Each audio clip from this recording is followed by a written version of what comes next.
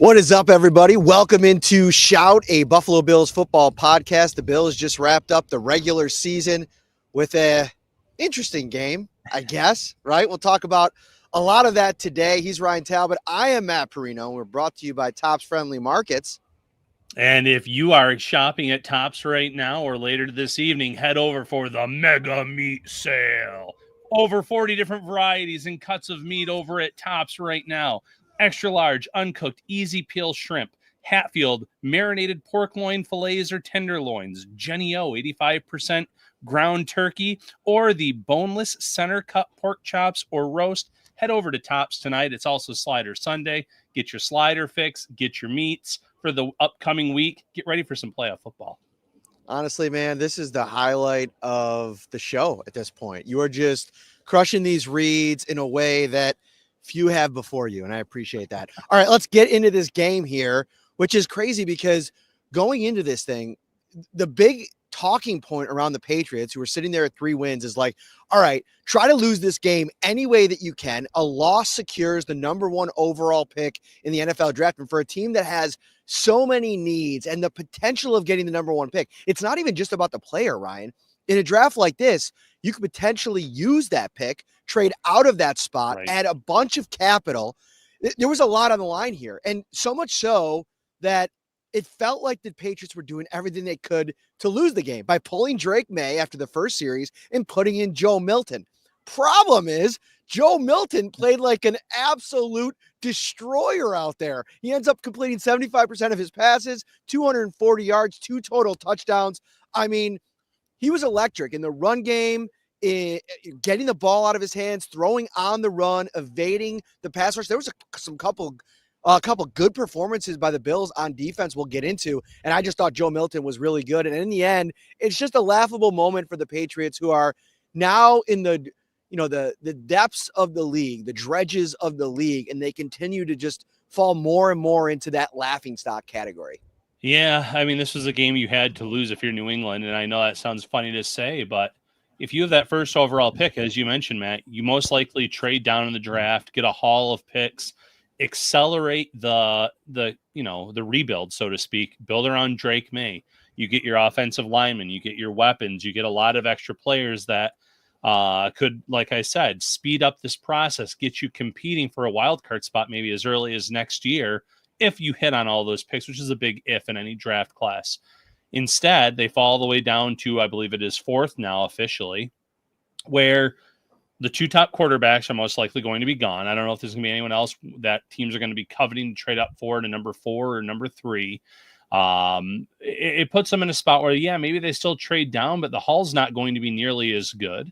The one thing I'll say about the Patriots, though, is they do seem set at that quarterback position. Drake May had looked the part of a future, Pro Bowl type of QB at times this season when he was on the field. And Joe Milton had some Josh Allen-like plays today. I know the one touchdown was ruled incomplete, and then it would have come back on a penalty. But the way he scrambled and moved around in the pocket and fired a dart in the corner of the end zone to one of his receivers, very Josh Allen-like. The big arm was never a question on Milton. It was the accuracy. That looked great today.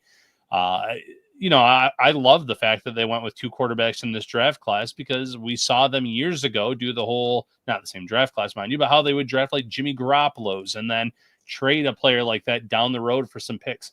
Milton's going to have to put a lot more on tape before he becomes a coveted player, but there's always going to be teams looking for quarterbacks, and Milton looked the part today for sure.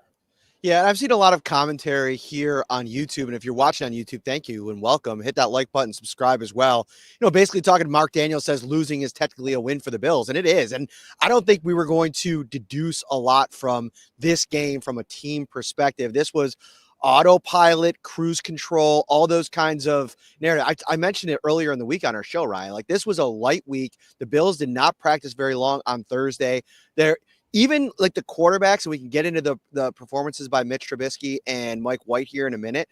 It's a little bit different because the Bills obviously had a run-first game plan. I think they threw it probably even more than they had planned to. That's what Sean McDermott said in the post-game press conference. And I almost want to reel back my assessment on Trubisky because of the game plan. Like, sometimes it gets frustrating watching him play the position because coming out of college, you had the arm, you had the mobility. There was so much excitement about him. And then he gets in the game last year in Pittsburgh. Whenever he's played for the Bills, it's just check down after check down. Today, I want to reel it back a little bit because I think that was a big part of the game plan. Yeah, absolutely a big part of the game plan. And, to Trubisky's credit, he completed a lot of passes. He did look pretty accurate with the ball at times. It is just amazing watching whether it was Trubisky or Mike White in there. Trubisky has an above average NFL arm. Watching the throws that he made and how much time it seemed to take to get downfield to the receivers versus Josh Allen and what we've come used to, there was a big difference there. But Trubisky followed the game plan. It seemed like, he had a good feel for this offense. Obviously not someone you want to see out there in a meaningful game, but he did a good enough job today. And like you said, there were some players on both sides of the ball that I thought fared very, very well today in what was essentially just a bunch of backups for Buffalo.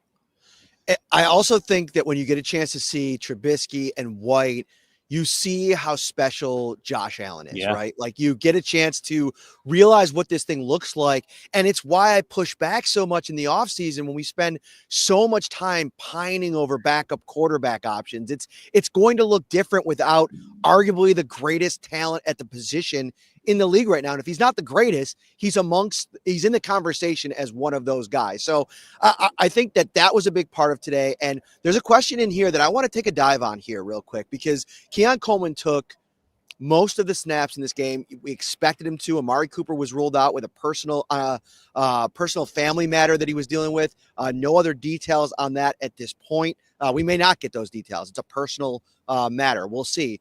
But Keon Coleman, there seemed to be a level of frustration about his play today. A couple potential drops. Just some people saw on social media and in the chat here talking about him not looking interested. Now, I didn't take that away from this game, but coming off of a game last week where it was a very much an up and down game for Keon Coleman, it's reason for pause. And it's also, you're kind of wondering here, what is this going to look like in terms of his role in the playoffs? But I wanted to piggyback off my Josh Allen point. I think what we saw out of Keon Coleman today was a Josh Allen point more than it was a Keon Coleman one. How does he win in this league, Keon Coleman? He doesn't get separation. That has been the book on him all this time. You need a guy. I've listened to all the national tape watchers on all the national podcasts when they dive into this Bills offense. One of the things that they keep on bringing up is how Josh Allen has been so meticulous as an accurate passer that if you're even off the mark a couple of inches to a receiver like Keon Coleman, you're going to see it. And I'm not trying to take too much away from Keon Coleman, but not having Josh Allen out there for a rookie wide receiver whose game isn't built on separation, it's probably going to look a little bit like it did today. Yeah, 100%. And, you look at the one deep ball down the sideline. Josh Allen puts that right in a spot where Coleman can tap his feet in and make the play. Coleman catches the ball, but he's well out of bounds by the time he gets either foot down. There were some throws that were behind him that allowed the defender to come in and get their hands on the ball. I know that Keon Coleman can win those contested catches, but it had a lot to do with the quarterback throwing the ball today, where the ball placement was, the accuracy, things like that. We've seen with Josh Allen throwing the ball that Coleman does come up with a lot of those plays. I know that last week was up and down today's as well. I'm not too concerned about Coleman, though, going into the playoffs. Wow, the Chiefs want nothing to do with the Cincinnati Bengals making the playoffs, as I'm sure the Bills don't either, because the Denver Broncos look like an absolute fireworks show right now, up 14-0. Bo Nix with a couple of touchdown passes. Let's get into the positive performances today. We'll each take – I put 3 in the headline. I think we could probably talk about a couple of more there. I want to start with Edifon Ulufosio. We saw today the kind of energy that he brings. Dorian Williams brings energy. So when you see another backup linebacker come in, it's hard to kind of match that level. But I thought he was really impactful in this game. He's flying around, made a couple of big plays. You saw his quick trigger on the play to blow up that screen pass, tackle for a loss, huge play. Had a pass defended in pass coverage as well. And that to me is the strength on his scouting report going back to his time in college at Washington. This is huge for the Bills. Like, if you can have a guy that comes out here and builds a little bit of confidence, Now you're talking about if you want to go on a long playoff run and you suffer a couple of potential injuries, now you have this performance to base your evaluation on.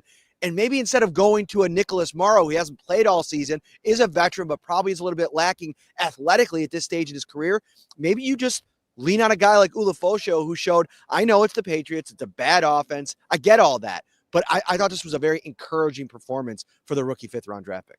Yeah, the rookie, we didn't get to see a lot of him this year. And at one point, it looked like he was leapfrogged by Joe Andreessen, who had a fine game in his own right. But you saw the traits there of Ulafosho that the Bills love in linebackers: the athleticism, the size, the speed. He checks a lot of the boxes of what Sean McDermott looks for in linebackers and what he's looked for over the years here in Buffalo. The screen pass, the stop there. I think he had a nice run stop too. He was flying all over the field. So it was definitely an encouraging, start for the rookie, seeing how he fared after having a whole year of learning the system, getting the system under his belt, feeling comfortable with it. That's important because not every rookie is ready to get thrown into the fire come week one. But when you have that whole time to learn and to grow and to watch, and whether you're playing on special teams or you're inactive, which he's kind of gone through both of those phases in his rookie year, when he was actually out there against a Patriots offense, and I get it, they had a lot of backups in too, he looked the part. He didn't look out of place. The Bills should be very encouraged about this performance. I think the linebackers across the board, they're kind of like switching all over the place today. Matt Milano and Dorian Williams were in during warmups. Milano doesn't end up playing in this game, which would have been interesting because I would have been interested to see amongst those two who ends up playing the Mike position. It looked like Milano was kind of at that spot. So that'd be interesting if there was a Terrell Bernard injury. Do they just go with Milano and Dorian Williams to get Milano on the field? Do you move him over to the Mike spot? A lot of interesting. He's never played the Mike, to my knowledge, in this defense. Right. Which is super interesting. They did a little base 4-3 in this game with Ulafosho, Andreessen, and Dorian Williams. A lot of moving parts at the linebacker position. I think these are good things, like just testing a lot of different things. What do you got for your next player that really stood out for you? Yeah, I'll say on the defensive side of the ball, and Javon Solomon. You saw the juice coming off of the edge today. I think he finished with 7 total tackles, 1 for a loss. Should have had at least 1 sack in this game. He's got to work on finishing when he has the quarterback in his sights. We saw it a few weeks ago, too. He had the quarterback in his arms, and he just kind of flew off of him in a previous game. Kind of the same thing happened today. But, in college, this was a guy that set a lot of records for sacks, getting home. And he hasn't had as many opportunities this year based on the depth that the Bills have, and rightfully so. You generally have Greg Rousseau, Von Miller, Epinesa, Smoot out there. But Solomon was making some big plays in terms of disrupting the quarterback in this matchup. He had 1 or 2 nice run stops, if I'm remembering it correctly as well. I thought he fared very well in this matchup as well. I love you bringing up Javon Solomon, because this is to me a Brandon Beane era here of the last 2 seasons where he's prioritized athleticism, and we're seeing it on the field. Like, obviously Dorian Williams last season, I think Terrell Bernard 2 seasons ago in his own right when they drafted him. But now this rookie class with Ulafosho, I think Dwayne Carter has shown flashes of athleticism. Javon Solomon he looks like a freak, doesn't he? Like out there, like the way that he's able to bend. And to your point, he knows it. He knows, like, when they had to go back in the film room and watch that miss a couple of weeks ago, he was sick to his stomach about it. Was that in the Patriots game 2 weeks ago? By the way, it might have been against Drake May as well. Maybe it's a Patriots thing. He's going to figure out how to get the quarterback down against a division rival, although I don't think they're going to be threatening anytime soon. I'm going to go to the offensive side of the ball for my next player that I thought really showed something today. I thought Cedric Van Pran-Granger, in his first start, not having any time all season long, for the most part, listen, they weren't doing anything too exotic. There were a couple times where I feel like the pressure got through. But for the first NFL action, and I know it was against a Patriots team that was missing a lot of parts, I think that's a big time, first performance for him. And everybody's probably going to be back on this offensive line. But the Bills have been so healthy at offensive line. At some point, there's going to be a significant injury where, there's going to need to reach into this depth and to see what they have there. And I think today, at the very least, the ability to, for the most part, keep these 2 quarterbacks clean. And I know they took a couple of quarterback hits. Still, it felt like a really good game for this offensive line. And I was impressed with SVPG. Yeah, it's funny. My next pick was going to be the entire backup offensive line, which isn't one player, but including Van Pran Granger there. They fared very well, Matt. Ray Davis ended up running for over 4 yards per carry in this matchup. They protected the backup quarterbacks very well. Yes, they did not see anything exotic, as you pointed out, but this really speaks to the way that Aaron Kromer has coached up all of these offensive linemen, including a lot of guys that didn't see action this year, many reps this year. They were in, and once again, everyone knew their responsibility, their roles. They were blocking well. They gave Trubisky time to scan the field. Mike White didn't have maybe as much success with that. I know on the final throw he was kind of hit, which led to that wobbler. But overall, they fared very well both in run blocking and in pass protection. And when you're going into a game where you pretty much have all of your backups in it on an offensive line, that really stands out to me. I was a little surprised they didn't get a little bit more aggressive trying to get the 13th or the 14th player to get a receiving touchdown. They did go out and get James Cook, his franchise tying 16th rushing touchdown of the season. That brings him in line with OJ Simpson. And you wonder if they would have wanted to get him one more in this game just to bump OJ out of the record holding spot from a franchise perspective. But, I thought James Cook, they ran him 10 times today. That's probably more than I would have liked to have seen them run him. They took some chances with a couple of players. Von Miller, he ends up getting a sack on his second play, probably the easiest sack of his career. It's almost like I think Drake May on the play thought they were playing two-hand touch. I mean, it looked like Von just touched him and he went down like a sack of potatoes. But I asked Von Miller in the post-game locker room just now, how tough is it on a week like this where you kind of downshift a little bit? You have these like lighter practices. A lot of the starters aren't playing. And he said there was no change in the routine. Like everybody kept the routine. And the big mantra in the building right now is one day at a time and one moment at a time, whether it's a workout, a practice, a lift, like a going back and getting treatment, whatever you have to do, treating that like something to give you an advantage week in and week out. They're not looking ahead to Baltimore. They're not looking ahead to Kansas City or the Super Bowl. It's 1 week at a time. And I think that's got to be the way that they go about things. It's what I think has put them in this spot to begin with. Yeah, it's the right mindset. And, maybe most importantly in this game, the Bills exited without any injuries to note. Sean McDermott knocked on wood twice because he feels like they left healthy, but he always says you find out more the next day. Really encouraging. I know that a lot of your key starters didn't suit up at all or were only out there for one snap like Josh Allen, but you did have a lot of key contributors and some starters out there on both sides of the ball. You had your starting safeties out there, or one starting safety, at least in Taylor Rapp, depending on what they depend on or what they end up doing at that position. They had, Mac Hollins, after he gets the incentive, he's still out there playing. He's a big part of their offense in terms of blocking and pass catching. Keon Coleman, the list goes on. So for them to exit this game healthy and to have that mindset, though, of it's one day at a time, that's really important.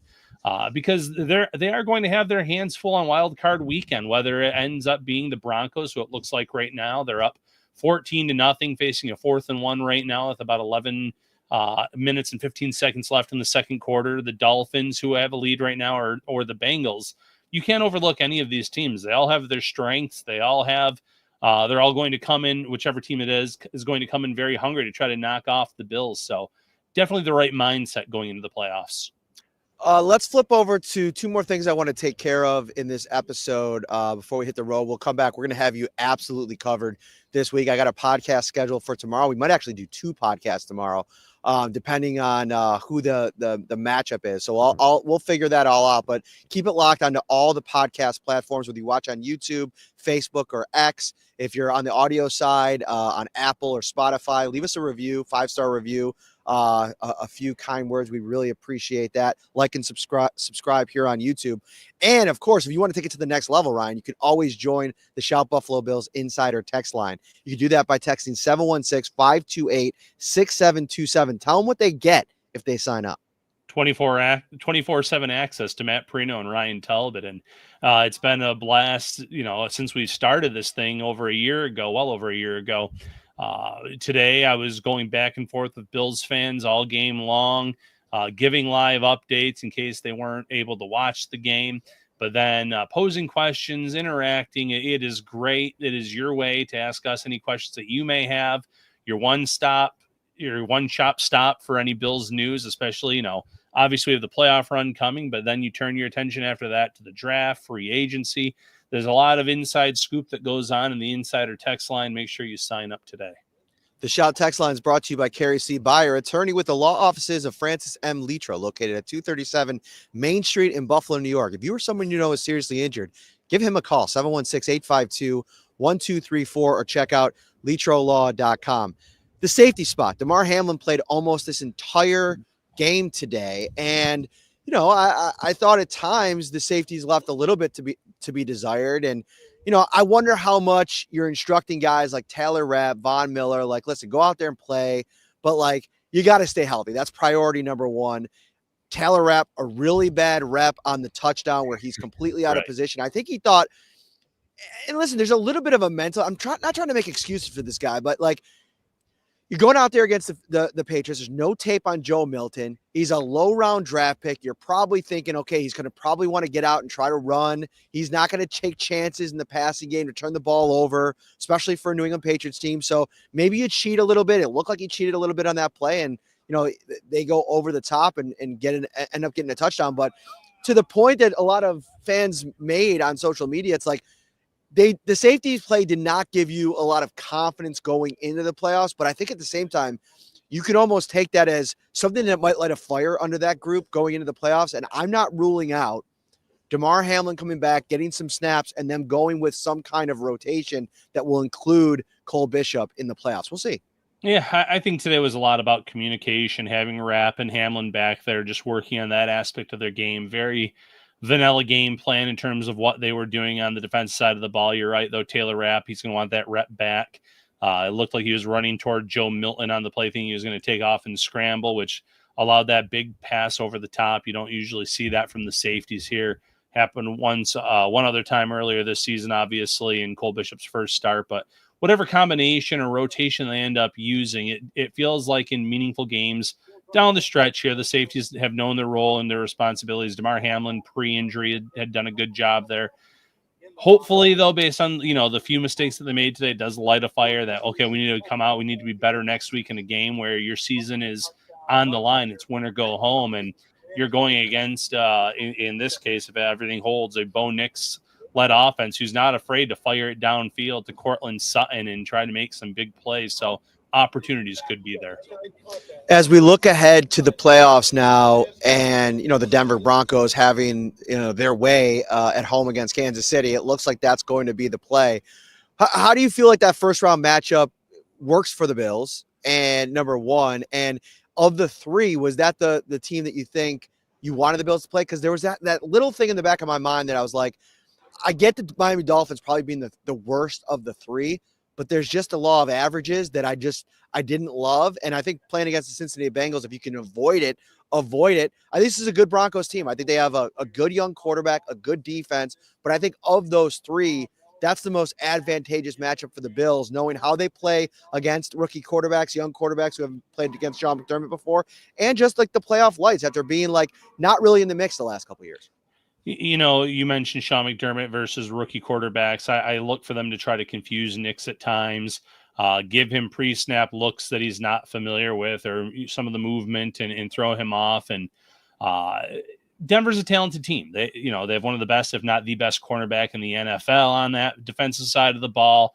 They're going to present a challenge. But of the three teams, I think that maybe they are the best matchup. Although I would probably push back with Miami, especially with the uncertainty of Tua and the hip.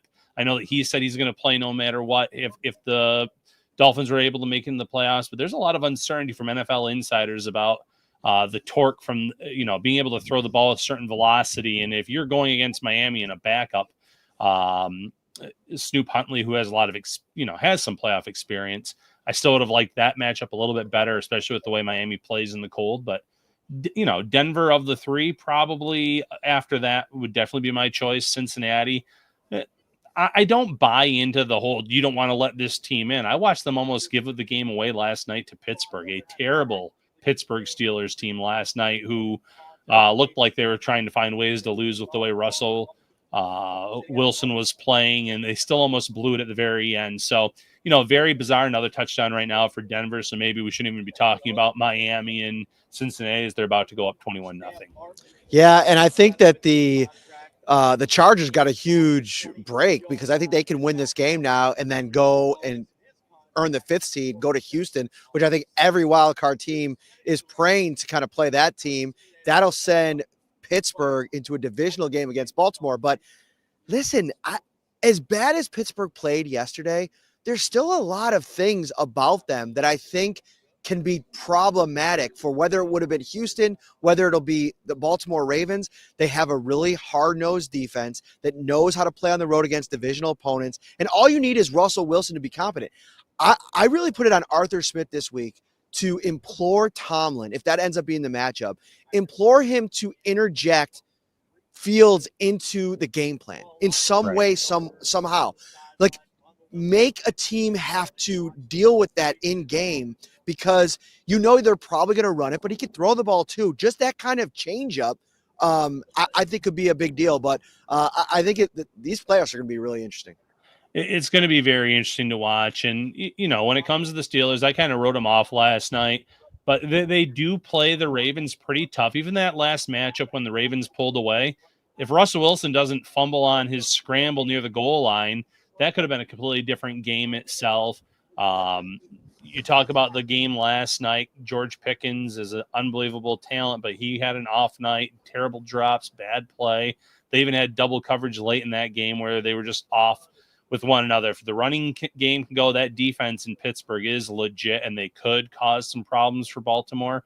So if the Chargers do win their game here against the Raiders, I would like, the Chargers matchup in that game against Houston, and never say never about Pittsburgh in that game, especially with the way that Lamar Jackson and the Ravens in the past have played in the playoffs. They won a game last year against the Texans after getting their bye, but then they crumbled in the championship. Never say never for any team in the playoffs because we've seen some weird games before. We're not even 90 minutes since the Bills and the Patriots wrapped up this game. The Patriots got their 4th win, and whoa. The Patriots have fired Gerard Mayo. Not surprising. I wrote it in my postgame story that I thought it wouldn't be very long before they did fire him. Listen, he's not the answer. There's been so many things this season that have been eyebrow raising, calling his team soft, not even halfway through the season. All of the weird, there was the Ramondre Stevenson thing a couple weeks ago where he told the radio station he was going to bench him, and then he played Gibson. Just a bunch of weird kind of things over the last couple of months here, and it just hasn't gone his way. It looks like he's been a little bit in over his head, and now they kind of reset the deck here. I wouldn't be surprised if they get rid of some of their front office as well. Mike Vrabel is a guy that's out there. Mike Vrabel, I know that's somebody that they want in New England because he played here. Again, I think there's some question marks with that as well. But I think at the very least, Vrabel with his experience would come in here and steady the ship a little bit. You're still going to have to find a guy or somebody to be able to find talent, hit in the draft, because the Patriots just have had way too many really bad drafts as I fumble these words as I shiver under this coat. Yeah, Vrabel will be an interesting choice if that's the route that they go, because I wouldn't shock me if they went for experience over a young coordinator, although Ben Johnson, he could sit there and say, man, I could do some good things with Drake May. If they give me the patience that they promise me, my spot here, I can get some of my guys in. I think that's going to be a more popular spot than people give it credit for, just because you do have the rookie quarterback that you probably sold on after watching this season if you're a coordinator or a veteran head coach. So it's going to be fun to watch. And, before we talk more about that, I just saw the stallion. Bo Nix is 17 of 17 today. He's putting together quite a day against these backups against the Chiefs. So he's going to be coming in potentially on a little bit of a heater against the Bills. Yeah, no, I mean, I think that's something you definitely have to prepare for. And like the whole shakeup of the coaches across the league, I think is going to be really interesting to watch. And I wonder how many more coaches get fired over the next couple of hours after these games end. It becomes crazy season here because teams are getting ready for the playoffs. Other teams are kind of flipping things. It'll be interesting. We're brought to you by Tops Friendly Markets. Let Tops do the cooking for you, and you'll be the real MVP. Visit shop.topsmarkets.com and elevate your food game with our great selection, custom cakes, desserts, pizzas, sandwiches, fresh fruit, cheese trays, fried chicken, and so much more. Save time and easily shop with the convenience of no-fee pickup on all game day deals. No service fees, no tips, just the best deals in town. Score great deals in time for kickoff at shop.topsmarkets.com. We'll have you covered over at the site once we know who the Bills will face, when the game will happen. We'll have all that there. We'll be back tomorrow and all week long with a bunch of episodes of Shout. We cannot wait. For Ryan, I'm Matt. We'll see you soon.